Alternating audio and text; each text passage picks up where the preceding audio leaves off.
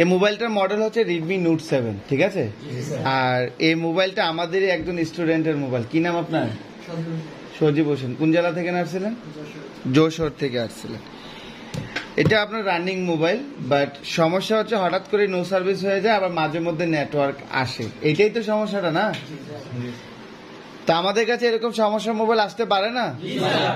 কি কি সমস্যা? একে আসতে পারে ল নেটওয়ার্ক, অর্থাৎ বাজারে গেলে নেটওয়ার্ক থাকে, বাড়িতে গেলে নেটওয়ার্ক থাকে না। অনেক সময় আসে ইমার্জেন্সি কল, আবার আসে নো সার্ভিস কল, আসে না? আর আমাদের কাছে বর্তমানে যে মোবাইলটা আছে, এই মোবাইলটার সমস্যা হচ্ছে এটা যখন মন চায় তখন নেটওয়ার্ক আসে। কথা বুঝতে পারছেন? মাঝে মধ্যে কি হয়, নেটওয়ার্ক আসে, আবার মাঝে মধ্যে আসে না। আপনি বলেছেন এটা আপনি নিজে খুলছিলেন, খোলার পরে নেটওয়ার্ক আসছিল, আবার যখন ফিটিং করছেন নেটওয়ার্ক আর নাই। এটাই তো বিষয়টা। আচ্ছা, তো আমরা এই সিমটাকে লাগিয়ে মোবাইলটাকে প্রাথমিক অবস্থায় আগে চালু করব। চালু করে তারপরে দেখব যে আসলে নেটওয়ার্ক আসে কিনা।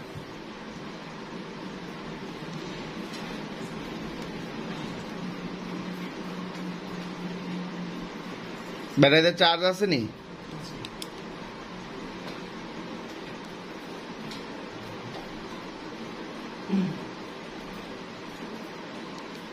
মোবাইলে তো চালু হয় না।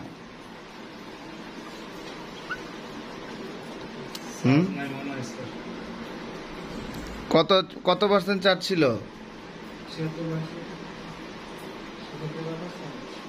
হয়েছে চালু হয়েছে। অন অফ সুইচটা একটু জোরে চাপ দিতে হয় মনে হয়।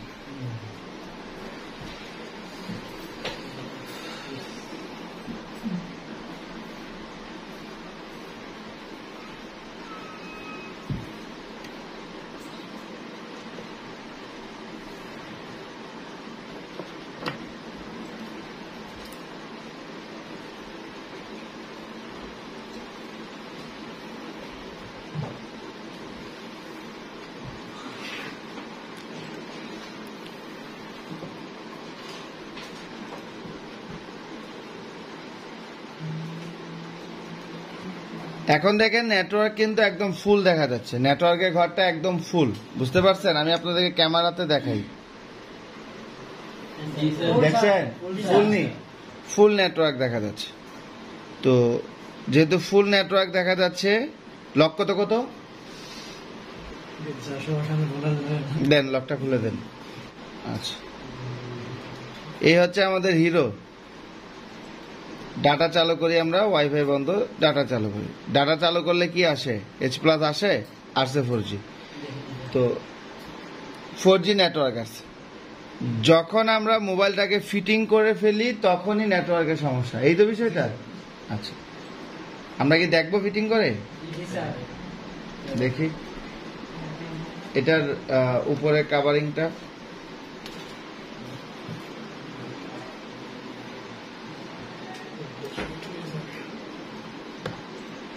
আমি স্ক্রু লাগাবো না, স্ক্রু না লাগিয়ে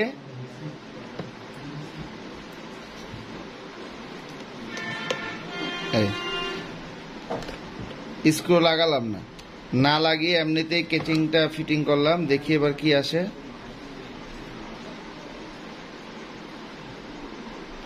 এখন নেটওয়ার্ক আছে।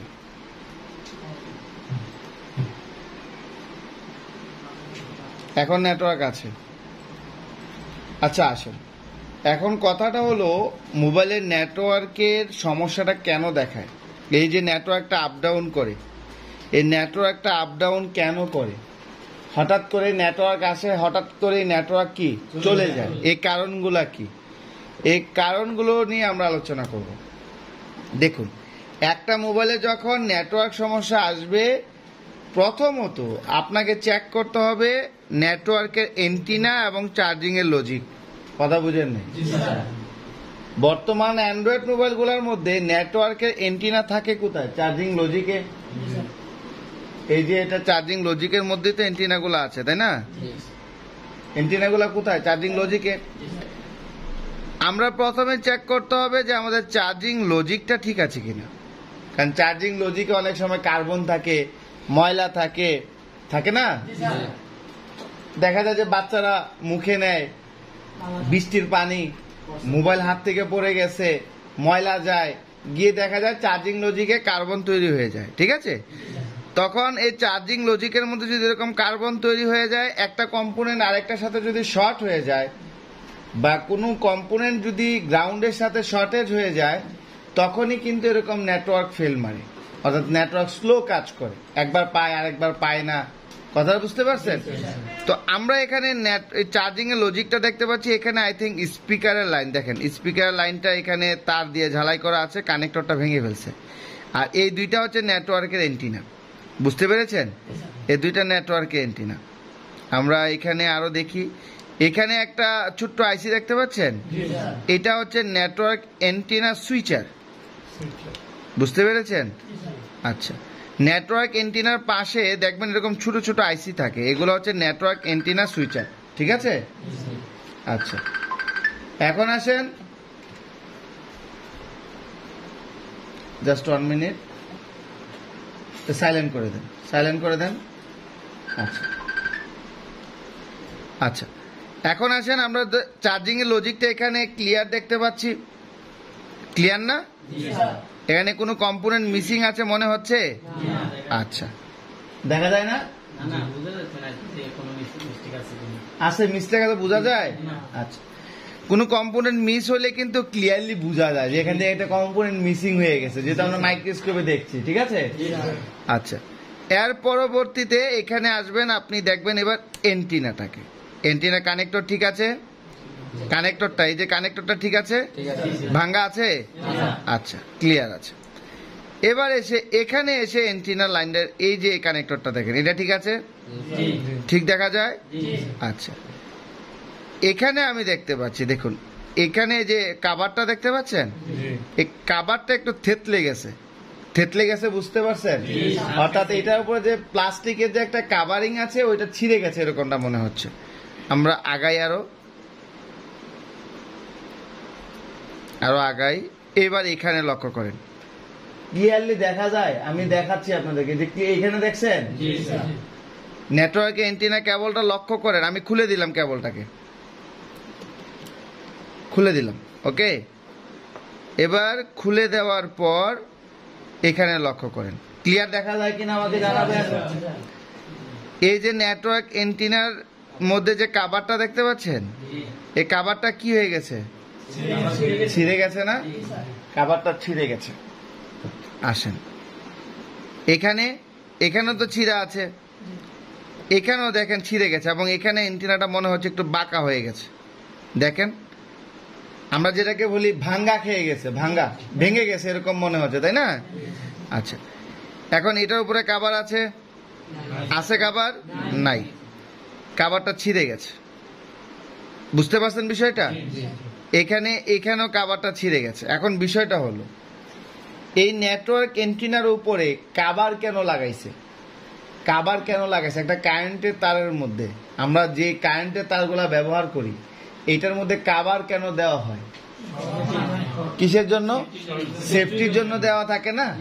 সেফটির জন্য দেওয়া থাকে, যাতে একটা তার আরেকটা তারের সাথে লেগে যাতে কি না হয়, শর্ট না হয়। এখানে তার আছে একটা, লাইন কয়টা এটার মধ্যে? দুইটা, একটা হচ্ছে মেইন পজিটিভ লাইন, একটা হচ্ছে নেগেটিভ লাইন। একটা হচ্ছে নেটওয়ার্কের মেইন পজিটিভ, আর একটা কি নেগেটিভ। দুইটা লাইনই কিন্তু আলাদা আলাদা, কথা বুঝতে পারছেন? দুইটা লাইন আলাদা আলাদা। আপনি দেখেন এখানে যে এই যে উপরে যে কাভারিংটা আছে, এই কাভারিংটা উঠে যাওয়ার কারণে ভিতরে যে তারটা আছে এটা দেখা যাচ্ছে না।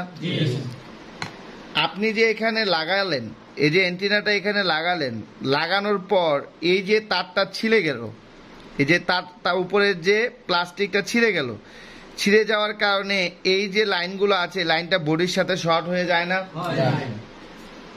তাইলে কি আর সেফটি রইল? শর্ট হয়ে গেল না?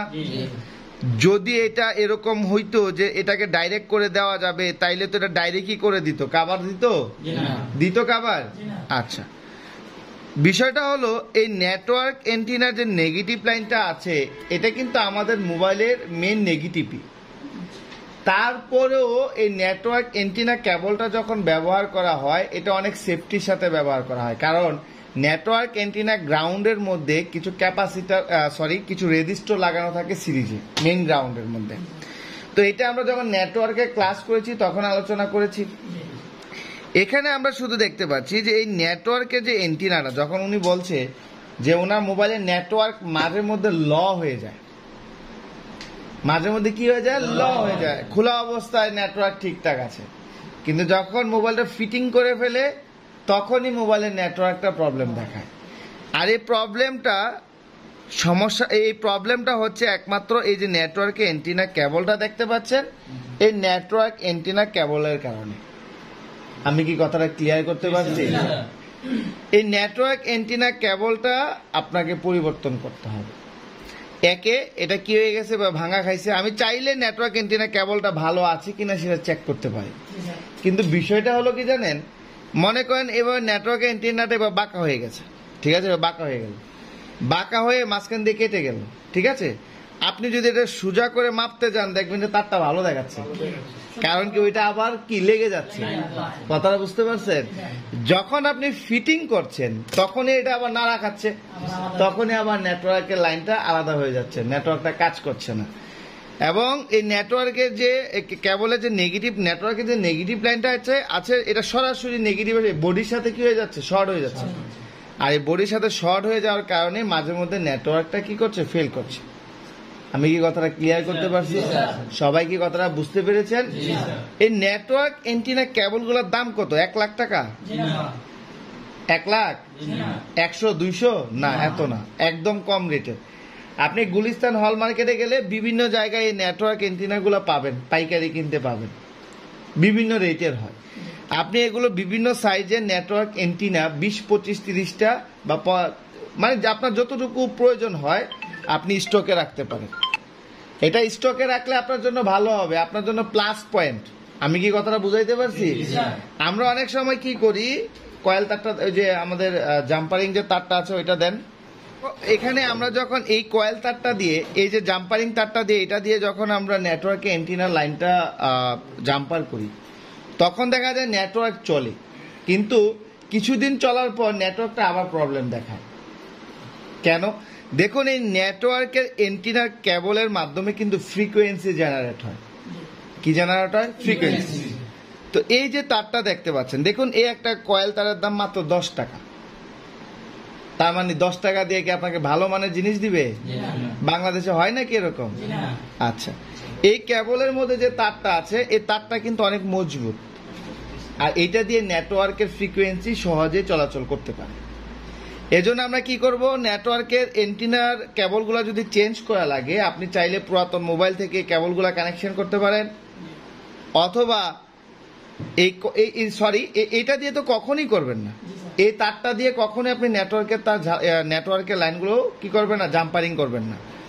এগুলো পুরাতন মোবাইল থেকে কানেকশন করেন, অথবা আপনি ওই যে হেডফোনের যে কেবল তার আছে না, হেডফোনের তার দিয়ে আপনি নেটওয়ার্ক এন্টিনার লাইনগুলোকে টানতে পারেন। মানে হেডফোনের যে মোটা তার, এটা দিয়া, মনে করেন হেডফোনের তারটা এত মোটা, এটা দিয়া না, এটার ভিতরে আরো চিকন যে লাইনগুলো আছে এগুলো দিয়ে। কথা কি বুঝাইতে পারছি? তবে আমার কথা হচ্ছে, সঠিকভাবে যদি করতে যান তাহলে আপনাকে ডাইরেক্ট কেবল চেঞ্জ করতে হবে, এবং এমন কেবল লাগাতে হবে যেটার উপরে কাভারিং ছিঁড়া থাকবে না, এভাবে কোনো ভাঙা থাকবে না, টোটালি ফ্রেশ মন থাকবে। আর এই নেটওয়ার্ক এন্টিনার জন্য, নেটওয়ার্ক এন্টিনা কেবলের জন্যই একটা মোবাইলের নেটওয়ার্ক সমস্যা সবচেয়ে সবচেয়ে সবচেয়ে বেশি দেখায়। আপনার মোবাইলের নেটওয়ার্ক সমস্যা, 100টা মোবাইল নেটওয়ার্কের সমস্যা নিয়ে আপনার কাছে আসছে, এই 100 মোবাইলের মধ্যে কমসে কম 80 থেকে 90টা মোবাইল নেটওয়ার্ক এন্টিনা কেবল, এই দুইটা কারণে আসবে। আর বাদ বাকি 10টা মোবাইল আসবে নেটওয়ার্ক আইসি খারাপ, নেটওয়ার্ক আইসি ভোল্টেজ মিসিং, এই নানা রকম সমস্যা। কথা ক্লিয়ার করতে পারছি? আমরা পারবো?